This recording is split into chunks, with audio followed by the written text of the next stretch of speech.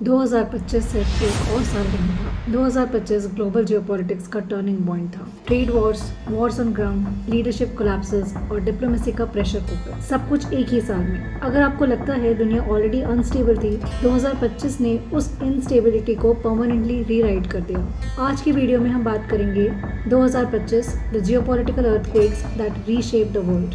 सबसे पहले weaponised trade, जब ट्रेड वेपन बन गया। 2025 में एक चीज क्रिस्टल क्लियर हो गई, ट्रेड अब सिर्फ इकोनॉमिक्स नहीं, जियोपॉलिटिक्स का वेपन है। डोनाल्ड ट्रंप के व्हाइट हाउस वापस आते ही अमेरिका ने टैरिफ्स और सैंक्शंस को फॉरेन पॉलिसी का सेंट्रल टूल बना दिया। चाइना के against massive tariffs, technology exports पर रिस्ट्रिक्शंस, सप्लाई चेन्स को नेशनल सिक्योरिटी इशू डिक्लेयर कर दिया। इसका मतलब अब ग्लोबल ट्रेड पावर प्रोजेक्शन की तरह दिखेगा। दूसरा, US China tariff war, economic cold war. April 2025 US ने चाइनीज इंपोर्ट्स पर 125% टैरिफ्स अनाउंस कर दिए। चाइना का रिस्पॉन्स एग्जैक्टली वही, 125% टैरिफ्स ऑन अमेरिकन गुड्स।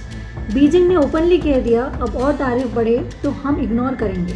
थोड़े टाइम बाद टॉक्स हुए, कुछ टैरिफ्स रोल बैक हुए, लेकिन राइवलरी खत्म नहीं हुई। रियलिटी ये है कि यूएस चाइना रिलेशनशिप अब कोल्ड वॉर 2.0 के इकोनॉमिक फेज में एंटर कर चुका है। तीसरा, India's quite but strategic trade diplomacy. इस ग्लोबल केओस के बीच में इंडिया ने नॉइस कम और नेगोशिएशंस ज़्यादा की। वॉशिंगटन, ब्रसल्स, रियाद, इंडिया का फोकस था tariff protection, supply chain positioning, weaponized trade से शील्ड बनाना। जुलाई 24, 2025 को एक मेजर ब्रेक थ्रू हुआ, India UK comprehensive economic and trade agreement. इस डील का मतलब था कि 99% इंडियन एक्सपोर्ट्स यूके में जीरो ड्यूटी, ब्रिटिश विस्की और कार्स पर tariff sharply cut, India positioning itself as a reliable global manufacturing partner. India loud नहीं था, लेकिन स्ट्रैटेजिकली बहुत ही एक्टिव था। चौथा, leadership earthquakes across the world. 2025 leadership के मामले में भी अर्थक्वेक था। यूएस में डोनाल्ड ट्रंप का ड्रामेटिक रिटर्न, जापान में Sanae Takaichi first female PM, Bangladesh में शेख हसीना का sudden exit after mass protests, and France में government instability, confidence votes, political paralysis, Guinea and Honduras में contested elections and power shifts. इसका impact क्या था? Global diplomacy और unpredictable हो गई। पांचवा, west Asia on the brink.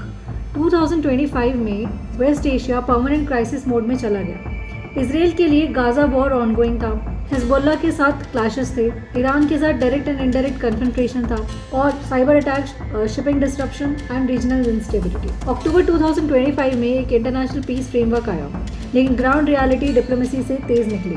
Piece plans थे बट ट्रस्ट मिसिंग था।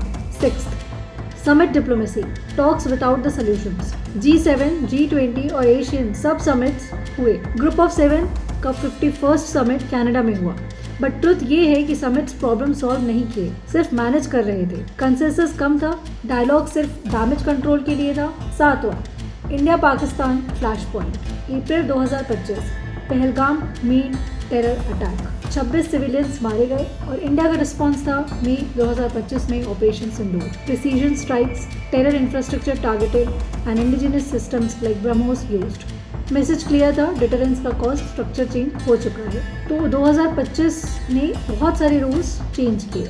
2025 ने ये क्लियर कर दिया कि ट्रेड एक वेपन की तरह यूज हो रहा है, डिप्लोमेसी क्राइसिस मैनेजमेंट के इक्विवेलेंट है। Mars equals multi domain, that is military, cyber, economic, किसी भी तरह से यूज हो रहे हैं, and power is equal to speed plus resilience. ये साल एक इंसिडेंट नहीं था, ये पैटर्न था, और जो वर्ल्ड 2026 में एंटर कर रहा है वो 2024 वाली दुनिया से बिल्कुल अलग है। अगर आपको जियोपॉलिटिक्स, पॉलिटिकल इकोनॉमी और पावर डायनेमिक्स समझना पसंद है तो चैनल को सब्सक्राइब करें। कमेंट करके बताएं कि 2025 का सबसे बड़ा जियोपॉलिटिकल शॉक आपके लिए कौन सा था। मिलते हैं नेक्स्ट वीडियो में।